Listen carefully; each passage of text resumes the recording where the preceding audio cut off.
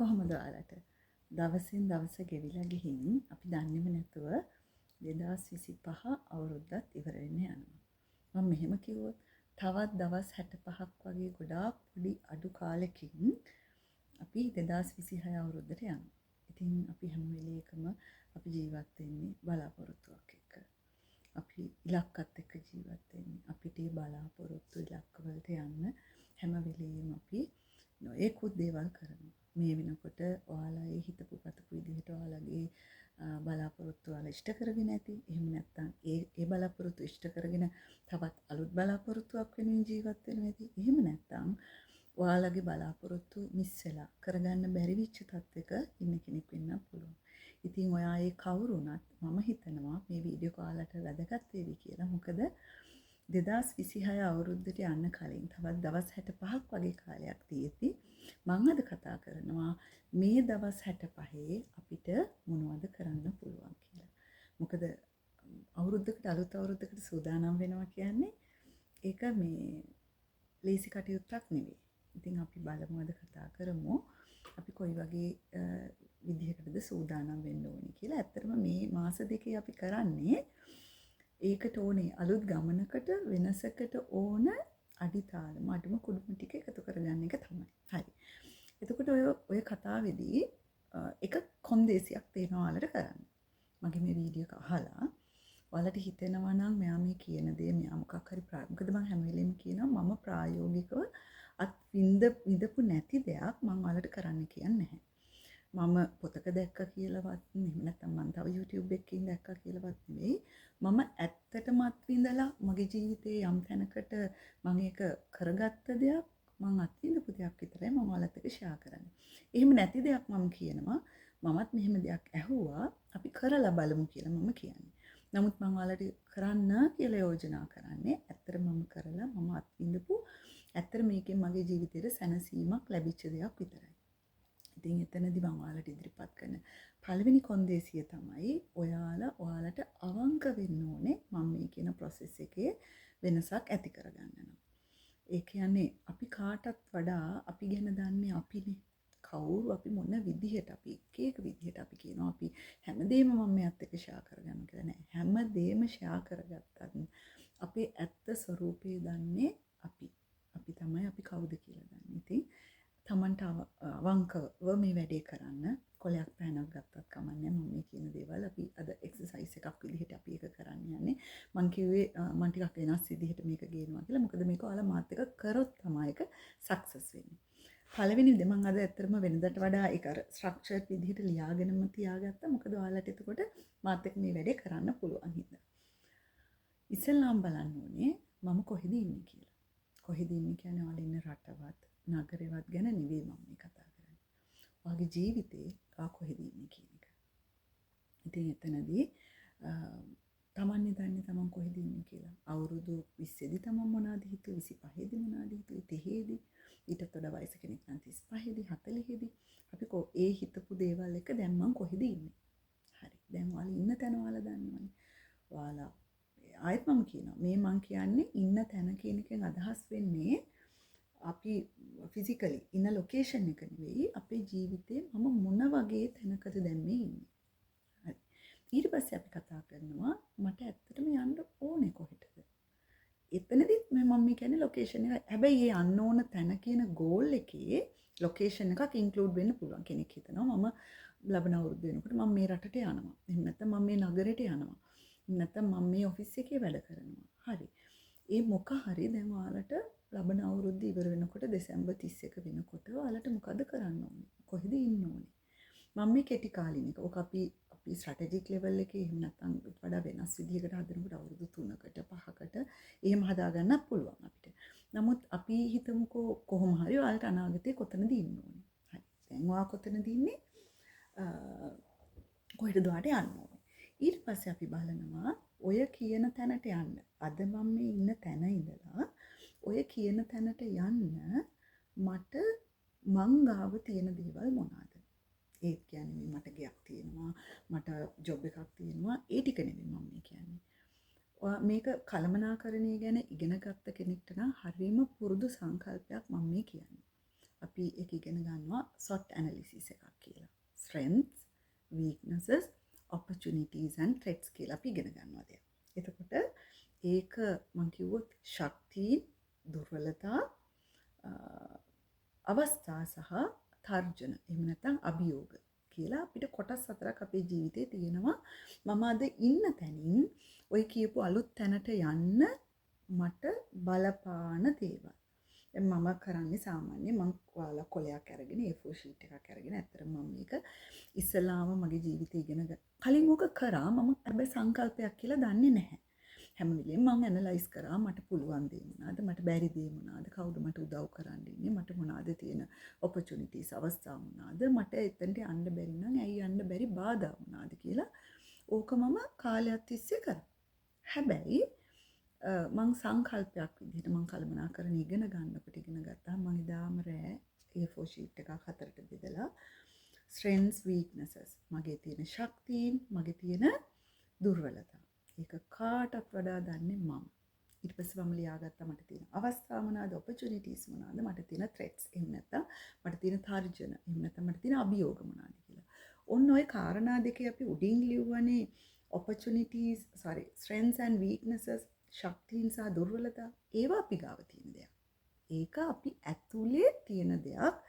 ඒක වෙනස් කරන්න හෝ ඒකේ යම් ඉම්ප්‍රූව්මන්ට් එකක් ඒකේ වැඩි දියුණුවක් කරන්න ඕන නම් ඒක අපි ගාව තියෙන දෙයක්. අපි ඒකේ වගකීම් යුක්තයි. දැන් මම අර කිව්වේ පහලින් ලියනවනේ තව කොටස් දෙකක් opportunities and threats එහෙම නැත්නම් අවස්ථා සහ අභියෝග කියලා. ඒවා අපි ගාව තියෙන දේවල් නෙමෙයි අපේ වටේ පරිසරයෙන් අපිට එන දේවල් ටික. ඉතින් හැබැයි දැන් එහෙම කියලා ඒක අපිට කරන්න දෙයක් නෑ out of our control. මට මේක පාලනය කරන්න බෑ. දැන් මම මොකද කරන්නේ? අපේ control එකෙන් පිට තියෙන දෙයක් වුණත් මම ඔයාලට කියා දෙන්නම්. ඒ අවස්ථා සහ අභියෝග අපේ පාලනයට නතු කරගන්නේ කොහොමද කියලා. අපේ පාලනයට අපිට නතු කරගන්න අපි ගාව කාරණා දෙකක් තියෙනවානේ. ශක්තියින් සහ දුර්වලතා. එහෙම නැත්නම් strengths and weaknesses. අන්න ඒ දෙකෙන් තමයි අපි අර දෙකට ෆයිට් කරන්නේ. ඒවා අපෙන් පිට වුණත් අපේ පරිබාහිරයෙන් තියෙන දෙයක් වුණත් අපේ කන්ට්‍රෝල් එකෙන් පිට තියෙන දෙයක් වුණත් අපේ පාලනයට නතු කරගන්න අපි ගාව තියෙන විශේෂයෙන්ම අපේ ශක්තිය strengths ඒක තමයි අපි ගොඩක්ම පාවිච්චි කරන්නේ. ශක්තියින් පාවිච්චි කළා මං opportunities වලින් ප්‍රයෝජනයක් ගන්න අවස්ථා වලින් ප්‍රයෝජනයක් ගන්නවා. ඒ වගේම මගේ ශක්තියින් පාවිච්චි කළා මම මගේ අභියෝග ජය ගන්නවා. සහ මගේම ශක්තියක් පාවිච්චි කළා මගේ ඇතුලේ තියෙන දුර්වලතාවයත් මම අඩු කරගන්න. ඔන්න ඔය කියන ඇනලිසිස් එක ඔයාලා අවංක වෙලා කරන්න. ඔකට හොඳ වෙලාවක් ගන්න. මම හැමදාම කියනවානේ මගේ කලින් වීඩියෝ එකකින් මම කතා කරා මී ටයිම් එකක් ගැන. හැබැයි මම දන්නවා ගොඩක් අයට එහෙම අපි කොච්චර මේවා සංකල්ප විදිහට වීඩියෝ එකේ කතා කරත් ප්‍රායෝගික ජීවිතේදී මිනිස්සු ගොඩාක් පීඩා විඳිනවා, යාළුවෝ ගොඩක් පීඩා විඳිනවා. එහෙම වෙලාවක් හොයාගන්න. අපි හිතමුකෝ දරුවා දාන්න පාසලට යනවා එකල හවස් වෙනකන් ඉන්නවා. ඉතින් එතනත් වෙලාවක් තියෙනවා. ඒ වෙලාවේ හරි කැෆේ එකකට හරි පන්සලකට හරි කොහේ හරි තැනකට ගිහින් Tamanට නිදහසේ මේ වැඩේ කරන්න. මොකද අපි කොහේ හරි අපි හිතන්නකෝ පන්සලකට ගියා. පන්සලට ගිහින් ඔයා පැත්තකට වෙලා පොතක් අරගෙන ඔයාගේ ඩයරි එක හරි ඔයාගේ නෝට්බුක් එක හරි මේක ලියනවා. කවුරුත් අහන්නේ නැහැ දැන් මේ පන්සලට ඇවිල්ලා මෙයා මල් පූජා කරන්න තු මොකද්ද මේ පොතක් අරන් කරන්නේ. කවුරුත් ඒක හිතුවත් අපිට කමකුත් නැහැනේ. මොකද මේ අපි හදාගන්නේ අපේ ජීවිතේ. අපි ඒ යන ස්ථානයේ එතනට නොගැලපෙන බිහේවියර් එකක් ක්‍රියාදාමයක් නොකර අපි පාඩුවේ පැත්තකට ගිහින් අපි පොතක් පෑනක් අරගෙන ලිව්වා කියලා මං හිතන්නේ ඒකේ වැරදක් කවුරුත් දකි කියලා අපි ඒක ගැන කලබල වෙන්න ඕනෙත් නැහැ. මොකද අපි මේ අපේ ජීවිතේ එක ලෙවල් එකකට යන්න අපි ගන්න මේ පියවරක් නේ. දැන් ඔයාලා එක ලියනවා. ඕක කොහොම ලියාගෙන යනකොට හරි පැයක් විතර ගන්න මේකට. පැයක් එකමාරක් සමහරවිට එක දවසෙන් බැරි වෙයි. දවස් දෙක තුනක් ගන්න වෙයි. ඔයා ගෙදර ටිකක් හැමෝම නිදාගත්තට පස්සේ නිදහසේ මේ වැඩේ කරන්න. මේක කරන්නම ඕනේ. මොකද මේ ස්ටෙප් එක ස්කිප් කරලා මේක මග ඇරලා ඔයාලට මේක කරගන්න බෑ. එතකොට මේක අනිවාර්යෙන්ම ඔක කරගෙන යනකොට දවසක් දෙකක් විතර හොඳ සීරියස් මූඩ් එකක කරගෙන යනකොට ඔයාව තේරෙන්න ගන්නවා. ඔයාගේ ජීවිතේ කොටස් ටික වට අතර ගන්න පුළුවන් වෙනවා. මොනවද ඔයාගේ වටේ තියෙන දේවල්? පවුල, එතකොට රැකියාව, සහෝදරයෝ, අම්මා තාත්තා, සම්පුරුෂයාගේ පවුලෙන් එන අය, පරිසරය, අපි ඉන්න සොසයිටිස්, යාළුවෝ, අපේ තියෙන වෙනම ගෝල්ස්, ඔය ඔක්කොම වෙනම මේවා ටිකකට බකට්ස් ටිකකට වට දාගන්න පුළුවන් වෙනවා. දැන් ඔයා බලන්න ඔය එක එක බකට්ස් වල ඔයා ෆේල් තැන් මොනවද? එහෙම නැත්නම් ඔයා රේට් කරොත් ඔයා අගයීමක් දුන්නොත් ඔයා එතනින් එක එක බකට් එකේ ඔයා කොහොම කෙනෙක්ද? පවුල කියන බකට් එකේ ඔයා සාර්ථකද නැද්ද? සාර්ථකද නැද්ද කියන එක තීරණය වෙන්නේ අපි අපේ මිනුම් එක්කනේ. සමහර කෙනෙක්ට ඒ මිනුම නෙවෙයි මගේ මිනුම. මම පවුල කියන එක දකින්නේ මගේ දරුවා, ස්වාමි පුරුෂයා මම දකින විදියට නෙවෙයි. ඔයාලා ඒක දකින්නේ. ඒක it depends. ඒක අපි එක එක්කෙනා හිතන පතන විදිහ, අපි හැදිච්ච පරිසරය, අපේ සංස්කෘතිය, අපේ ආගමික වටපිටාව ඔය දේවල් එක වෙනස් වෙනවා. ඒ කොතනක හරි වෙලා ඔයා බලන්න ඔයා ඒ එක එක බකට් එකේ ඔයා දිනුම්ද නැද්ද කියලා. ඔයාට මොන වගේ රේට් එකක්ද තියෙන්නේ කියලා. ඕක මම කලකට කලින් කරාම මං අඳුරගත්තා මට මිස් වෙච්ච දේවල් මොනවාද කියලා. ඒ කියන්නේ විතක අපි රැකියාව හොඳට කරලා පවුල මිස් වෙලා වෙන්න පුළුවන්. පවුල ඔක්කොම කරනකොට ඔයා ගොඩාක් දක්ෂ කෙනෙක් ඉස්කෝලේ යන කාලේ ඉගෙන ගන්න හැබැයි ඔයාගේ අධ්‍යාපනයට මිස් වෙලා තියෙන්න පුළුවන්. එහෙම නැත්නම් ඔයා යුතුයකම් ඔක්කොම කරලා පවුලත් කරලා රැකියාවත් කරනකොට ඔයා අනිත් ෆැමිලි ඉවෙන්ට්ස් ඒ කියන්නේ වෙඩින්ග්ස් වලට ගිහින් නැහැ, ෆියුනරල් එකකට ගිහින් නැහැ, කෙනෙක් අසනීප වුණොත් බලන්න ගිහින් නැහැ. එහෙම වෙන්න පුළුවන්. අපිටම තෝරු ගන්න පුළුවන් ওই ටික ඔක්කොම ලියනකොට ඉස්සලාම අපි SWOT analysis එකක් කරනවා මගේ ජීවිතේට. ඒ කියන්නේ strengths, weaknesses, opportunities and threats. ශක්තියින් දුර්වලතා සහ අවස්ථා සහ අභියෝග ටික ලියනවා. ඒක එකක්. ඔය ටික ලියාගෙන යනකොට මට එනවා මම කවුද? මම මොකද්ද කරන්නේ? මගේ ජීවිතේ රෝල් එක මොකද්ද? මට මොනවද මිස් උනේ? මම සතුටු උනේ මොනාගෙන්ද? අන්න ඔය කියපු වචන දිනවා මම සතුටු උනේ කොතනදිද මොනාගෙන්ද මොකක් හින්දාද කවුරු හින්දාද කියලා ඔයාට එනවා උත්තරයක් එනවා ඔක කරද්දී. එතකොට මම තේරුම් ගත්තා මගේ ජීවිතේ ඔක මම කලකට කලින් ඇත්තරම කරේ. නමුත් මට ඒක ඇචීව් කරලා අද මේ වීඩියෝ එක ගේනවා කියලා කොන්ෆිඩන්ස් පිට හරිම විශ්වාසයකින් මේක ඔයාලා කරන්න කියන තැනට එන්න මට කාලයක් ගියා. මම ඒක පටන් ගත්ත මට ඒක අතරදී ඕකේ ups and downs ආවා, ප්‍රශ්න ආවා, අසනීප දුක් කරදර ඔය ඔක්කොම කඩා වැටීම් ඔක්කොම ඇවිල්ලා ඕක යනවා දැන්. ඕක මේ දැන් මම අද කියලා ජනවාරි 1 වෙනිදා පටන් අරගෙන මාර්තු 31 ඉවර වෙන process එකක් නෙවෙයි. හැබැයි වටින්නේ අපි process එකේ ඉන්නවා කියන එක. ඒ ගමනේ හිටියා මම දිගටම. ඒක මම නතර කරේ නෑ. ඔය මොන ප්‍රශ්න ආවත් මම ඒක කරගෙන ගියා. දැන් ඔයාට තේරෙනවා ඔයා කවුද? ඔයාට මොනවද මිස් උනේ? ඔයා කරන්න කැමති මොනවද? ඔයාට කරන්න පුළුවන් මොනවද? ඔයා ඇත්තටම කරලා තියෙන ඒවමද? එතකොට ඔයාගේ හීන කියලා තිබ්බ ඔයාට ඔතකොට මතක් වෙනවා. දැන් අවුරුදු 2කට කලින් හොඳ හීනයක් ඔයාට තිබිලා තියෙනවා. හැබැයි මේ තියෙන කාලගෝට්ටිත් එක්ක ඔයාට හීනේ මග ඇරිලා තියෙනවා. කමක් නැහැ.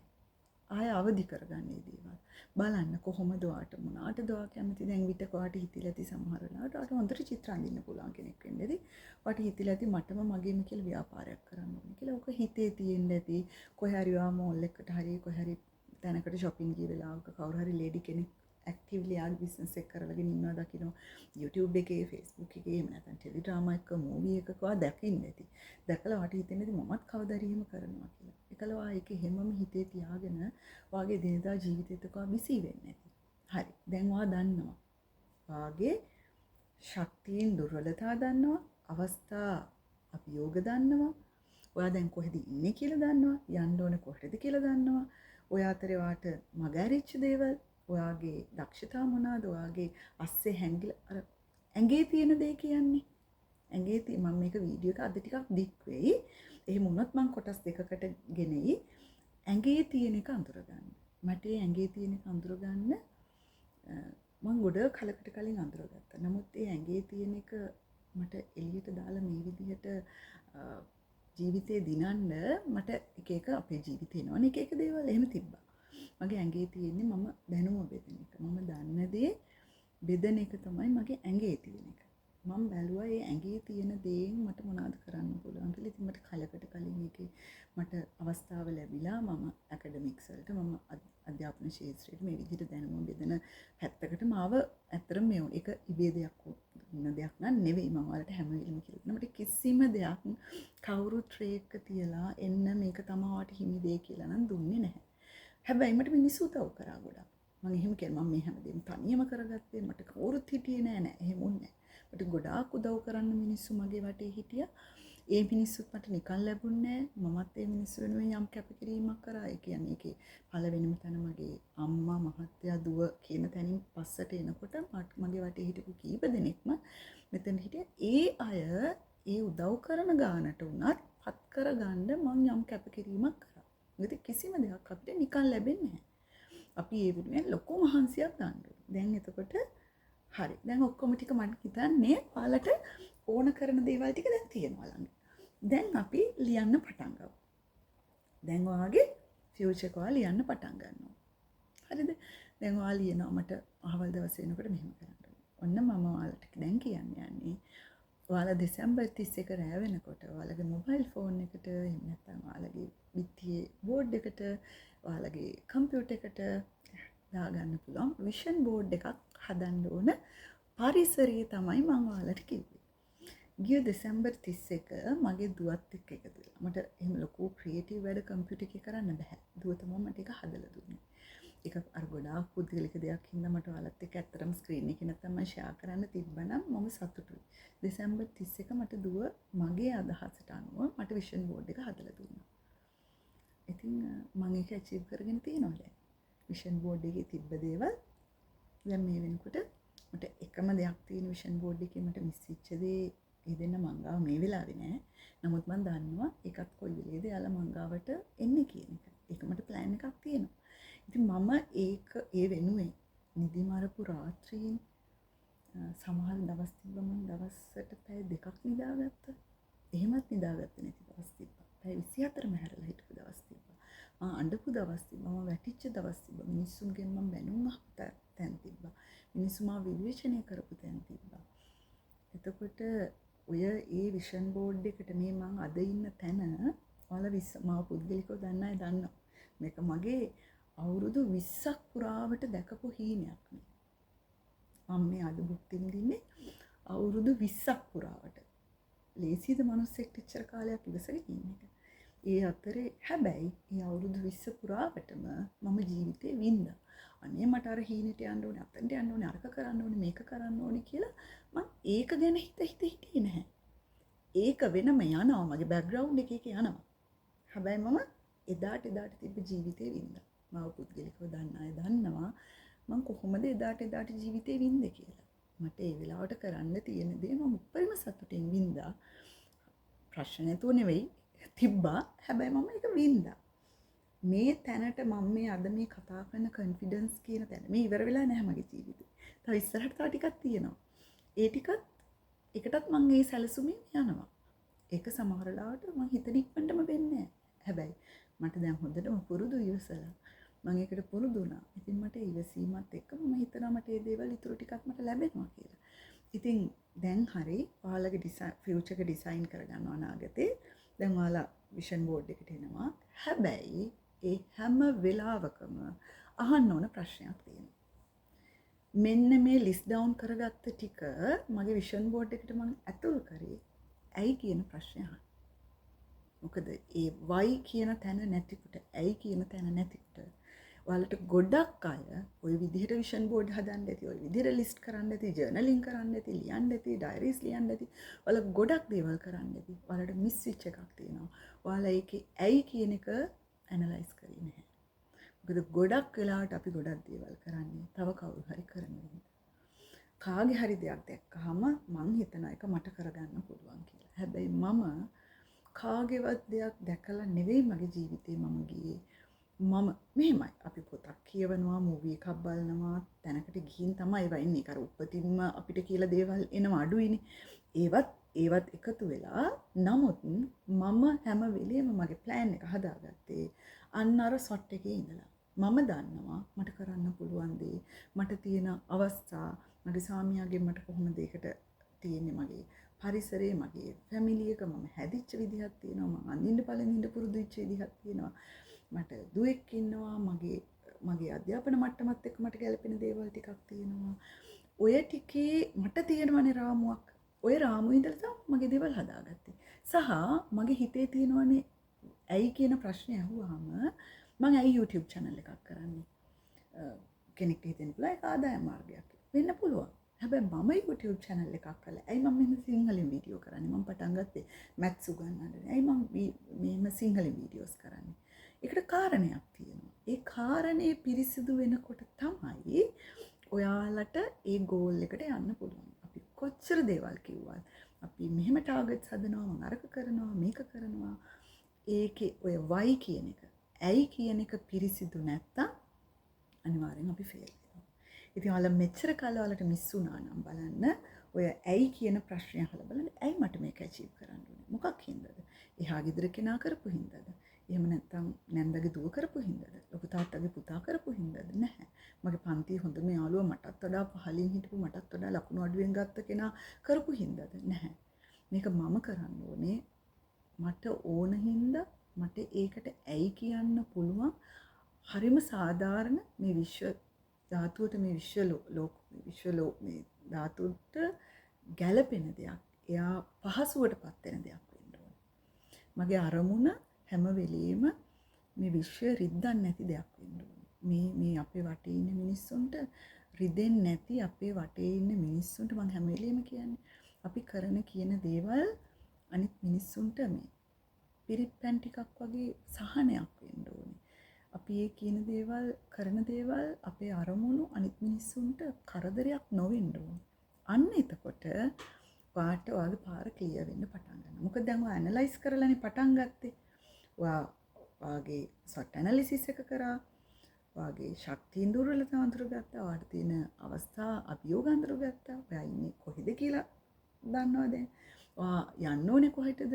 ඔයාට මඟ ඇරුණේ මොනවාද? ඔයාට මිස් වෙච්ච දේවල්, ඔයාට බැරි වෙච්ච දේවල්, ඔයාට ආස දේවල් සරලවම ඔයාගේ ඇඟේ තියෙන එක ඔයා අඳුරගත්තා. ඒකට අනුව ප්ලෑන් එක හැදුවා. ඒ ප්ලෑන් එක හදනකොට පොඩ්ඩක් හොඳට ටොක්ක්ක් ඇනලා හදන්න ඕනේ. මේක මම කරන්නේ ඇයි? මොකක් හින්දාද? මේක ප්‍රොසෙස් එකක් මම මේ කියන එක. ඒකින්ද පැයකින් ලියන්න බෑ. සමහරට සතියක් දෙකක්. ඒකයි මම කිව්වේ මේ මාස දෙකම අපි ගමු එකට කියලා. ඊට පස්සේ ඕකත් එක්ක දැන් පටන් ගන්න ඕනේ ඉතුරු වැඩේ. මොකද්ද? මයින්ඩ්සෙට් එක චේන්ජ් කරගන්න ඕනේ. වගේ ඩේලි රුටින් එක, ඩිසිප්ලින් කියන එක, විනය කියන එක it's a must. ඒක නැතුව ඔය දැන් මං කිව්වේ මං highlight කරපු තැන් ටිකක් තිබ්බා. SWOT analysis එකක් කරන්න නැතුව ඔයා මොනවා ලිව්වත් ඔයාට ඔක හරියන්නේ නැහැ. ඔයා අවංක වෙලා මම කොහෙද ඉන්නේ, මට කොහෙටද යන්න ඕනේ, මං ආස මොනකටද, ඇයි මං ඒකට ආස, මට මේක කරන්න පුළුවන්ද, ඇත්තටම මේකෙන් මට මොකද්ද වෙන්නේ, මගේ පවුලට මොකද්ද වෙන්නේ, ලෝකෙට මොකද්ද වෙන්නේ කියන ටික කියලා ඔයා ලිස්ට් ඩවුන් කරගෙන දැන් ඔයාගේ විෂන් බෝඩ් එක හදාගෙන දැන් හරි ඔයා රෙඩි දැන්. දැන් විෂන් බෝඩ් එක හැදුවා ලස්සනයි. ඒක පිටියේ ඇලෙවුවා ජනවාරි 1 වෙනිදාට දැන් ඉන්නවා. එහෙම දේවල් හරියන්නේ නැහැ. ඒ වෙනුවෙන් වැඩ කරන්න consistent discipline behavioral routine එකක් වාට තියෙනවා. ඒ කියන්නේ අඛණ්ඩව යම්කිසි විනයකට අනුකූල වෙච්ච දිනපතා කරන දිනචරියාවක් routine එකක් වාට තියෙනවා. activities එකක් වාට තියෙනවා. මම ඒක කරා. ඒක ලේසි වුණේ නැහැ. ඒක වෙනුවෙන් මම කිව්වේ අඬපු රාත්‍රියෙන්, නිදිවරපු රාත්‍රියෙන්, බඩගින්න හිටපු රාත්‍රියෙන් අනන්තයි. ඒ කියන්නේ මට ගෙදර කන්න තිබ්බේ නැද්ද? නෑ. කන්න තිබ්බා. කන්න වෙලාවක් තිබ්බේ නෑ. එච්චරකට නිදිමරපු වෙලාවල් තිබ්බා. එච්චරකට ඒ වෙනුවෙන් මහන්සි වෙච්ච වෙලාව. කෙනෙක්ට හිතනවා නම් මේක මට ලේසියෙන් හම්බුනේ කියලා නෑ. මං අඛණ්ඩව අදටත් මගේ ඉතුරු අරමුණු වෙනුවෙන් මං අඛණ්ඩව වේදේ කරනවා. ඒ රිපිටිෂන් එකක් තියලා ඔයාගේ ඇඟට දැනෙන ඒ රිද්ම් එක දැනෙන්න ඕන. මොකටද වැඩ කරන්න කියලා ඇඟට දැනෙනවා, හිතට දැනෙනවා. ඒක අපි අර සද්දේ තියෙන තැනක වැදුන ටික වෙලාවක් ඉඳලා ගියාම අපිට අර කකුවට මෙහෙම වදිනවා දැනෙනවා නේද? මෙහෙම කරලා අර ඩොන් ඩොන් ඩොන් ගාලා වදිනවා දැනෙන්නේ. අන්න ඒ ගානට ඔයාගේ ප්ලෑන් එකේ රිද්මය දැනෙන්න ඕනේ වාට එක. මෙහෙම වදින ගානට වාට එක දැනෙන්න ඕනේ. එච්චරකට ඔයාලට වැඩ කරන්න ඕනේ. ඉතින් ඒක ඒ මයින්ඩ්සෙට් චේන්ජ් එක කරාම, බිහේවියරල් චේන්ජ් එක කරාම අකණ්ඩව කරන. ඕකේ තියෙනවා. දුවසනීප වෙලා සතියක් හොස්පිටල් ඉන්නකොට ඔක්කොම තියලා මං ආනේ මගේ ගෝල් එකට වැඩ කරන්න ඕනේ. හින්දා මම මේක කරන්න ඕනේ කියලා එහෙම කරන්නේ නැහැ. මේ වෙලාවට ඔක්කොම ටික පැත්තකින් තියලා පැය 24ම දරුවත් එක්ක ඉන්නවා. අම්මා අසනීප වෙලා අම්මගේ සර්ජරි එකක් කළා. දැන් මගේ මේකට යන්න ඕනේ. මං කොහොම හරි කරලා කරන්න ඕනේ නෑ. එතකොට අම්මගේ වැඩ ටික කරනවා. ගෙදර මල ගෙදරක් වෙලා ඔක්කොම වැඩ ටික තියලා ඒක කරන්න කාමරේට ගිහින් බෑ. එතකොට මල ගෙදර වැඩ ටික කරනවා, දානි කටයුතු ඉවර කරනවා, ඒක ඉවර කරනවා. දවසක් දෙකක් තුනක් සතියක් සමහරට මාසයක් එක මිස් වෙන්න පුළුවන්. හැබැයි අස්සේ රිද්මේ වැඩ කරනවා. ඕක කරපු කෙනා දන්නවා මාත් එක්ක එකඟ වෙයි. අපි ඒ රිද්මේ ඉන්නකොට අපිට ඒක ගැටලුවක් නෙවෙයි. ඉතින් මම හිතනවා ඔයාලටම ඒ චේන්ජ් එක එන්නේ මොටිවේෂන් එක ඔයාලගෙන් එන්න ඕනේ. මම කරේ මේ ගයිඩන්ස් එකක් විතරයි. මෙච්චර කල ඔයාලා කරන්න ඇති, පොත් කියවන්න ඇති, ජර්නලින් කරන්න ඇති. හැබැයි බලන්න මම මේ කියපු කතාවේ ඔයාලට මිස් වුණේ මොකක්ද කියලා. ඔයාලා ඔය SWOT ඇනලිසිස් එක දාන්න මට පුළුවන් දේ දන්නවා. මගේ දුර්වලතා සමහරට සංවේදීකම වෙන්න පුළුවන්. මිනිස්සුන්ට රැවටෙන එක වෙන්න පුළුවන්. ඔයාගේ හිතුවක්කාරකම වෙන්න පුළුවන්. ඔයා බලන්න ඔයාට කොතනද ඔයාගේ දුර්වලතා ඔයාව නවත්තපු තැන් මොනවාද බලන්න. ඔයාගේ සමහරවිට කමකටම නැති කොහෙටවත්ම නැති වැරදි ආකල්පයක් වෙන්න පුළුවන්. වැරදි මිත්‍යා විශ්වාසයක් වෙන්න පුළුවන්. සමහරට අධික විදිහට ඔයා කේන්දර විශ්වාස කරගෙන ඔයාගේ අපල කියලා හිතාගෙන හිටපු එකක් වෙන්න පුළුවන්. මොකද මගේ දුව හැම වෙලෙම කියප එකක් තමයි. මගේ ලග්නේ නම කියලා කියනවා අම්මි එක්ක මේක වැරදි එක්ක නැත්තම් ඔයා මේ ලග්නේ නෙවෙයි. මොකද සමහර ලාවට එයාලා කියපුවා මගේ ජීවිතේට ආවේ නැහැ. මම ඒක වැරදි කියන්නේ මම තර්ක කරන්න දන්නේ නැහැ. මොකද ඒක විද්‍යාවක්. කාලයක් ලෝකේ පවතින දෙයක්. මම ඒකත් එක්ක ඔයාලත් එක්ක තර්ක කරන්නේ.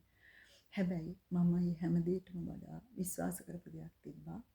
මගේ තාත්තගෙන් මට හම්බෙච්ච දෙයක් තාත්තා මාව පුරුදු කරපු විදිහ. විශේෂයෙන් මම මේක කාන්තාවන්ට, ගෑනු දරුවන්ට, දුවලට කියන්නේ. මම ඒක මගේ දුවටත් හැම වෙලෙම කියනවා. අසීමිත ඉවසීමක්, අසීමිත ධෛර්යයක්, කැපකිරීමක් තියෙන තැන ඒ කාන්තාව හරිම සතුටින් ඉන්නවා.